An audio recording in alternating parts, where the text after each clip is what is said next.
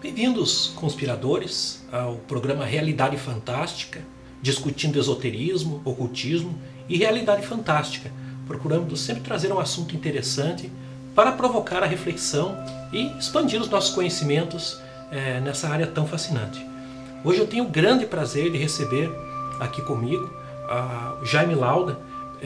O Jaime Lauda é astrólogo há mais de 40 anos, não é, Jaime? Eu estudo astrologia exatamente há 40 anos, vai fazer o ano que vem. O Jaime Lauda, eu também sou astrólogo e o Jaime é meu mestre na astrologia. Comecei, o meu primeiro mapa astrológico eu fiz com o Jaime Lauda, época eu tinha 16 anos, Jaime, 16 quando fiz o mapa astrológico com você. Faz pouco tempo. Então. Faz algum tempo, né? E me apaixonei pela astrologia e novamente procurei o Jaime, dessa vez como professor. E ele vem aqui conosco, Jaime, debater um assunto fantástico, porque muitas pessoas têm essa obra da qual nós vamos conversar hoje na sala de estar da sua casa, no seu refeitório. É uma obra quase onipresente e que carrega um simbolismo profundo em termos de astrologia, de esoterismo, que é algo assim impressionante. O Jaime, na sua experiência com astrologia, me introduziu a esse assunto há algum tempo atrás. E de lá para cá tem sido objeto de contemplação de minha parte e das pessoas com que eu também atendo na minha prática de astrologia, que é perceber o trabalho da astrologia, Jaime, na obra do Leonardo da Vinci, né? na obra A Última Ceia do Leonardo da Vinci, Jaime. Bem-vindo. Obrigado, é um prazer muito grande participar do programa e ilustrá-lo, né, com conhecimento astrológico, que é a minha área já há tantos anos, né? Falar do Leonardo é falar de uma figura multidisciplinar, um grande artista, talvez o maior pintor de todos os tempos, né?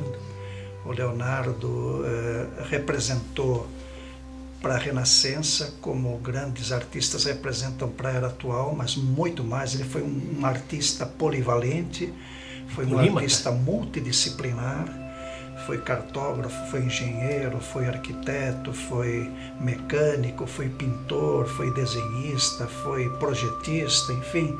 E tudo isso sem ter um curso universitário. Sem dúvida. Ele era muito criticado nas rodas de Florença em função disso. E o Leonardo também viveu numa época também multidisciplinar, porque ele viveu num momento em que estavam no auge Michelangelo Buonarroti também, que pintou... Veja, gênios cercados de gênios, né? Pintou a Capela Sistina, né? O Rafael, enfim, grandes autores, grandes pintores da Renascença.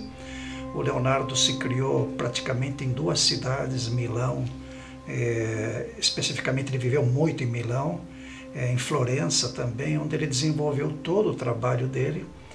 E entre muitas obras que ele pintou e executou, temos a Mona Lisa, que é considerado o quadro mais importante da história da arte, né?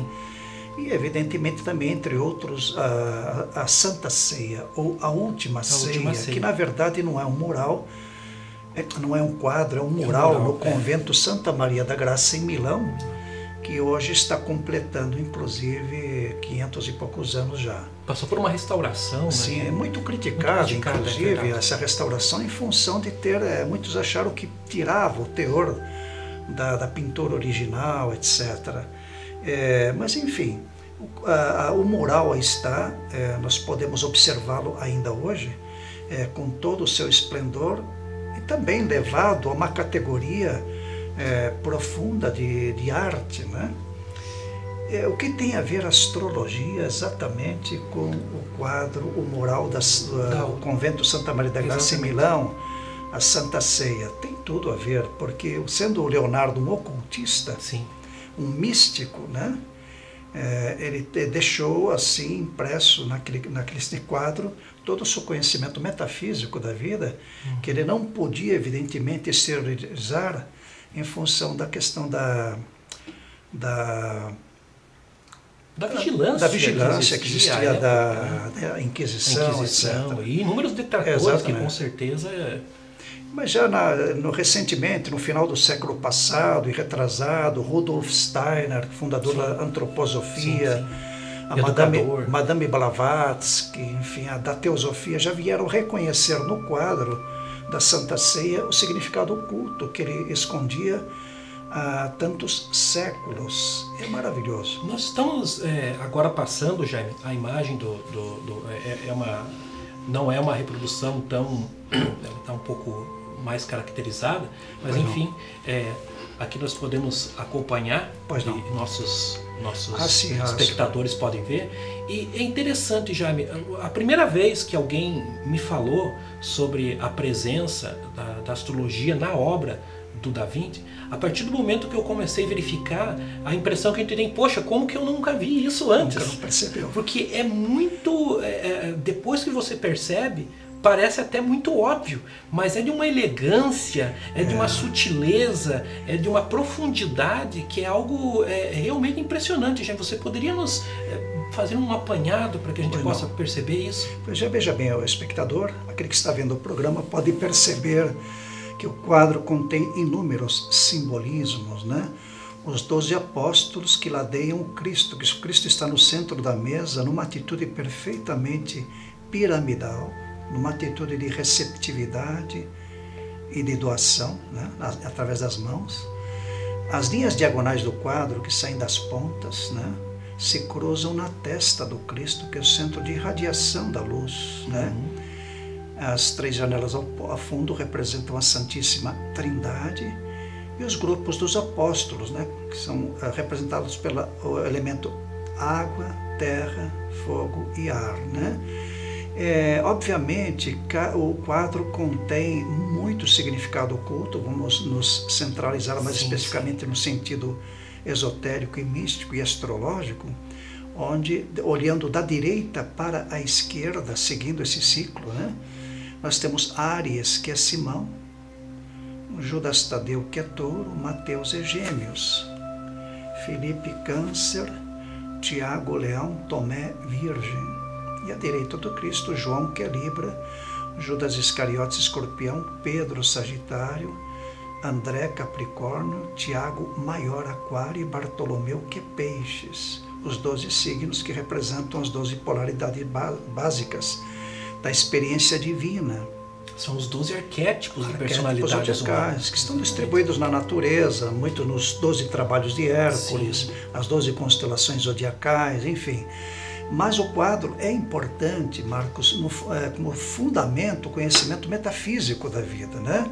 Áries, veja que Áries tem uma relação direta com Libra, que são signos complementares, né? Isso, exatamente. Até eu estou colocando aqui um pequeno círculo do zodíaco para que o nosso espectador perceba que nós falamos de 12 signos, mas são 6 eixos. Isso. Como o Yin e o Yang. Né? Nós temos o eixo Áries, Libra, depois nós temos o eixo, podemos ter um outro eixo, Touro, Escorpião, e também Gêmeos, Sagitário. Exatamente, são complementares. Né? Cada signo contém o seu lado sombra, né? Então Áries está conectado com Libra, Touro com Escorpião, Gêmeos com Sagitário, né? Câncer com Capricórnio, Leão com Aquário e Virgem com Peixes. Me perguntam sempre se realmente os apóstolos eram desses signos, né? Sim. Isso jamais poderemos saber, mas o fato é que o Cristo, cercado pelas 12 polaridades básicas, centralizadoras da vida, representam o polo de ascensão da vida, o polo de compreensão cósmica. Ele era um avatar, ele era uma consciência divina. E a consciência divina está espalhada entre todos os signos zodiacais, as 12 polaridades básicas, né? Eu venho estudando este quadro já há muitos anos, viu, Marcos? E venho descobrindo cada vez coisas novas, atitudes novas nos apóstolos, né? Por exemplo, se nós pegarmos aqui o elemento fogo, Áries, Leão e Sagitário, que são representados por Áries é Simão, Leão, Tiago Menor e Sagitário Pedro, nós temos o elemento fogo, que é o impulso, a ação, o ímpeto, o desejo de transformar, de realizar, de concretizar. Os signos do elemento fogo geralmente são acusados de ser meio intolerantes, né? Ser meio inflexíveis, né? Em função do impulso da ação, do arrojo e da combatividade. Em seguida nós temos o elemento terra, que vem representado por Judas Tadeu, né? Judas Tadeu é touro, virgem, que nós temos aqui o virgem, que é Tomé, e Capricórnio, que é representado por esse apóstolo aqui, importante, que está expressando com as mãos o André, o instinto de proteção da natureza. Elemento terra, razão, impulso, a mente evolui no concreto, na razão, no impulso criativo da alma. Né? Inclusive nós percebemos aqui, Jaime, no apóstolo que representa o touro, ele está com a mão sobre a mesa. Isso. Né? A estabilidade, o apego, essa atitude que o apóstolo passa. Sentido de segurança. De segurança. Né? Veja que toda a cena está se passando nesse plano, mas o apóstolo está virado para o outro plano. Exatamente. Então, diferentemente do signo que o segue aqui, que é Gêmeos, que é Mateus, né? Que foi que escreveu, redigiu a história do Cristo. Ele era o apóstolo mais jovem, né? Ele está olhando para um lado e gesticulando para o outro, que significa a bipolaridade do signo. O Gêmeos é chamado do eterno adolescente, né? Exatamente. Aquele que conhece muitas coisas superficialmente e poucas profundamente, né? A gente vê uma atitude, ele olha para um lado, aponta para o outro. Exatamente, né? Ele está tentando prestar atenção ao que a área está dizendo e apontando em direção ao Cristo. Fosse modernamente, a gente poderia visualizar uma pessoa que gesticula, mexe no celular ao mesmo tempo, que fala, que observa, né? Uma atitude tão típica dos adolescentes e tão típica das pessoas que têm muitas posições em Gêmeos também. Gêmeos, Libra e Aquário, que são elemento ar, que impõem uma diretriz através da mente, exatamente, do pensamento concreto. É interessante porque essa polaridade, ela representa a compreensão mental do universo, né? A compreensão metafísica do universo através da mente, da razão. Depois nós temos Câncer, que é elemento água, que é Felipe, que está interiorizando aqui as emoções, as mãos fofas de Felipe, né? Câncer, Escorpião, que é Judas Iscariotes, e Peixes. O Judas, geralmente, o Escorpião é muito condenado, né? Mas ele teve uma função muito importante na Santa Ceia. Ele foi o organizador da comunidade dos apóstolos, era o tesoureiro do grupo. Ele está segurando até o saquinho de dinheiro aqui, né? E ele olha para o centro da cena. Teria que haver o plano da salvação, então alguém teria que trair o Cristo, né? Exatamente. Coube isso ao escorpiano, porque rege a morte. Ele se suicidou depois, a 8ª casa, etc., né? Então ele é injustamente compreendido. Na verdade não é uma morte física, mas uma ressurreição através da matéria, né? Exatamente. E por último, Tomé, que representa, nós temos o elemento também fogo, que é Tiago menor, né? Tiago. Nós falamos aqui de Áries, Leão e Sagitário. Falamos de Touro, Virgem e Capricórnio. Falamos de Câncer, Escorpião e Peixes. E falamos do elemento água, já falamos, não? Não, agora falamos do elemento água e o fogo já está explicitado aqui também, tá? Que a representação dos apóstolos tem um sentido simbólico, no sentido de favorecer o sentido da evolução, da compreensão dos signos através do processo da evolução.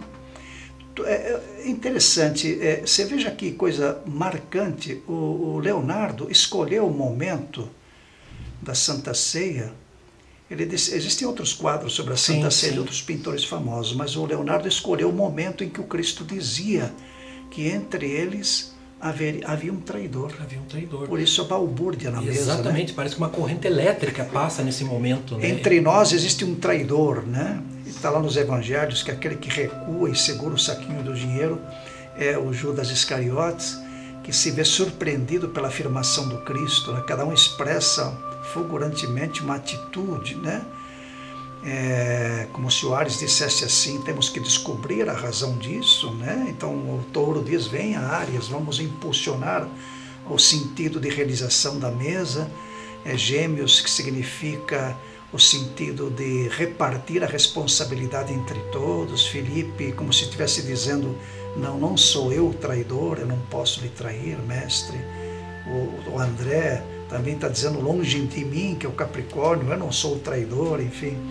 Mas é interessante ver aqui cada detalhe. Por exemplo, o apóstolo aqui, Pedro, ele está segurando uma faca com a mão direita, passando por trás aqui de Judas Iscariotes e apontando para o divino aqui, com a mão esquerda, né? Que representa o centauro, o lado animal do homem, que tenta sublimar o lado físico e adquirir a transcendência apontando para o Cristo, né?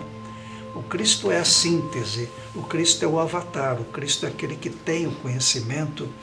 Cristo é, assim como o Buda, são títulos honoríficos, não são nomes próprios, né? Você indicam graus de consciência. Avatares significam graus de consciência, até no glossário teosófico esclarece isso muito bem, que o Cristo como o Buda são títulos de hierarquia de consciência divina elevada, né? É interessante, Jaime, que muitas vezes quando nós nos debruçamos sobre esses arquétipos de personalidade, nós ficamos assim, muito surpresos o quanto foi possível ao Da Vinci carregar nesses detalhes. Por exemplo, aqui nós observamos nesses eixos algumas coisas bem interessantes. Particulares. Por exemplo, aqui Tomé, com o dedo em risco, parece que ele olha para a ponta do dedo. É um detalhe. Nós sabemos como astrólogos que Virgem, ele rege o intestino delgado, né? É o que discrimina, ele que escolhe aquilo que vai ser retido, que vai ser excretado, é a discriminação. O signo oposto, que está representado aqui, Bartolomeu, que é Peixes. Bartolomeu, que é Peixes, ele parece que olha o nada, mas ele olha o todo. A totalidade. Então, é a complementariedade desse processo. Também aqui a gente vê o signo de Leão, bastante espetaculoso. Sim, exatamente, expressando o coração aberto, né? O coração aberto. Quer dizer que cada signo rege uma parte do corpo humano, né? Sim. Áries rege a cabeça, Touro o pescoço, e assim sucessivamente. Exatamente. Inclusive na astrologia médica, nós temos esse cuidado de estudar a pessoa de acordo com as suas variantes físicas, né? Inclusive isso é estatístico, de ver cada signo dentro da sua complementaridade. O Áries, a tendência de Áries é sempre atrair a polaridade de Libra, que é o signo que está na sombra, né? E o Libra, que está no Sol, atrai a sombra, que é Áries. Tá? Tanto é na minha própria vida, eu sempre atraí pessoas venusianas, né? Em função de eu ser um escorpiniano típico. Então, a complementaridade ou é Touro ou é Libra, né? E o Leonardo colocou a complementaridade dos signos específica em cada signo, cada um representando especificamente um olhar, uma característica e uma ação, né? E é interessante, Jaime, que muitas vezes quando na própria técnica de aconselhamento astrológico, quando algumas vezes a gente procura compreender na personalidade do indivíduo a necessidade de buscar complementariedade, a própria obra do Da Vinci nos mostra isso na própria questão dos eixos, né? Buscar, por exemplo, às vezes você pega uma pessoa muito ariana, né? Ela tem um começo muito firme, mas logo em seguida perde o interesse, começa as coisas de uma forma bastante impetuosa. Ou você tem no polo oposto, você tem um libriano que pondera demais, que busca uma elegância em tudo que faz, e muitas vezes não começa. Tanto o ariano tem que buscar qualidades librianas, quanto o libriano tem que buscar qualidades arianas. O Libra vai buscar as qualidades de Áries, que é o senso de iniciativa, de resolução, de afirmação. Quando a gente encontra um ariano pela frente, é típico a gente dizer para ele, calma, você tem que aprender a ceder, ter paciência, né? Porque é um impulso para a ação, para o arrojo, para a combatividade, né? Até faço um trabalho interessante, Marques, que nós podemos apresentar no futuro aqui no seu programa, sobre os arquétipos zodiacais que estão distribuídos na natureza. Por exemplo, o Pato Donald é um ariano. É um ariano. O Taurino é o Pateta. O Sagitário é Mickey. O Mickey.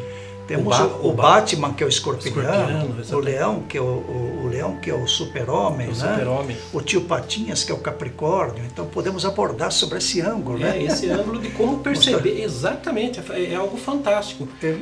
Jaime, olha, eu sei que esse tema ele é instigante. Se desdobra. Né? Se desdobra, como você mesmo falou, a percepção desse simbolismo na obra do Da Vinci. E veja, nós estamos focando uma das obras que foi feita por ele de uma forma bastante interessante. Os monges reclamavam que ele só aparecia lá de vez em quando para dar umas pinceladas, daí desaparecia, aí voltava, e o resultado é algo de extraordinário. A obra do Da Vinci, ela é permeada por uma questão muito grande. Nós sabemos que muitas pessoas até procuram implicar o Da Vinci nesse movimento também de sociedades secretas. É algo fantástico. Jaime, observando assim, dando uma panorâmica do quadro do Da Vinci, observando aqui a atitude dos apóstolos. Primeiro, aqui nós temos o signo de Áries. Áries, que é Simão, que está com as mãos indicando o impulso, a diretriz a ser tomada, né? Que é o signo que impõe a ação. A 180 graus nós temos ali o Libra, que é o oposto complementar. Ele está inclinando a cabeça e cruzando as mãos para suportar o impacto da energia de Áries, né? O impulso é dado por Áries através das mãos. A reflexão sobre aquilo que o Cristo disse, que entre eles há um traidor, é dada por Libra através do entrelaçamento das mãos, né? Em seguida nós temos Touro, com a mão direita aceitando a diretriz de Áries. Venha, impulsione a ação para a reflexão. Touro está conectado com Escorpião, que está recuando, uma das mãos segurando o saquinho de dinheiro, derrubando o pote de sal na mesa. Isso aqui está nos evangelhos, que ele foi descoberto, recuando, né? Em seguida nós temos Gêmeos, que está olhando para um lado, gesticulando para o outro, demonstrando a bipolaridade do signo, a expansão, o sentido de abarcar a totalidade, através da mente, da razão. Gêmeos está conectado com o Sagitário, que com uma das mãos está segurando a faca e com outra apontando para o divino, né? No sentido de que a verdade cósmica está centralizada no centro. Em seguida, Felipe, que está interiorizando com as mãos o sentimento de emoção, como se ele dissesse: ó mestre, não sou eu o traidor, né? Sabemos que Felipe é Câncer, é um signo do elemento água. O caranguejo tem a parte dura pelo lado de fora, o esqueleto pelo lado de fora e a parte mole pelo lado de dentro, né? Está conectado com André, que é Capricórnio. O Felipe diz: vinde a mim. O André Capricórnio diz: longe de mim, com as mãos ossudas, porque rege o esqueleto, né? Eu não sou o traidor, né? Ele está evitando aquela verdade, né? Nós temos em seguida Leão, que está abrindo os braços, demonstrando a significância do seu signo, seu coração aberto, que significa: mestre, de mim você não pode duvidar, né? Que é Tiago menor. E Tiago maior, que é Aquário, que significa insegurança do elemento ar, colocando as mãos aqui, uma das mãos, a mão esquerda sobre as costas de Pedro, indicando a insegurança do signo, né? E depois Tomé, que é virgem, que levanta o dedo diante de Cristo, dizendo até que de mim você não pode duvidar, que ele precisa ver para crer, né? Para compreender. Está conectado com Peixes, que está com os braços apoiados na mesa, e é o único com os pés mais à mostra à luz, porque Peixes rege os pés, né? Então, cada signo, cada apóstolo tem um gesto específico, uma complementaridade. Estamos aqui finalizando com você, Jaime, agradecendo sua presença no nosso programa. Certamente teremos oportunidade de desenvolver outros assuntos desse campo tão fantástico, tão amplo, que é a astrologia. Aproveitando estou colocando aqui o contato do Jaime. Jaime, que atende aqui em Curitiba, astrologia, há muitos e muitos anos. Quantos anos já aqui, Jaime? Aqui em Curitiba, 17 anos. 17 anos aqui em Curitiba, muitos anos a mais de astrologia. Eu tenho meu consultório no centro da cidade, né, no centro de Curitiba, e atendo as pessoas que têm interesse. Exatamente. Assim como você também atende em Ponta Grossa, né? Colega. Exatamente, atendemos. O Jaime também atende pelo Skype para todo o Brasil.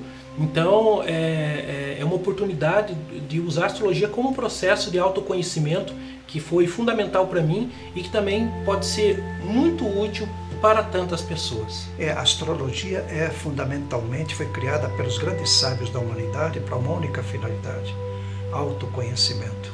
Porque existe um ditado que diz: nenhum vento é favorável para um barco sem rumo. Sem rumo. Então a astrologia pretende dar esse rumo, esse direcionamento e esse equilíbrio.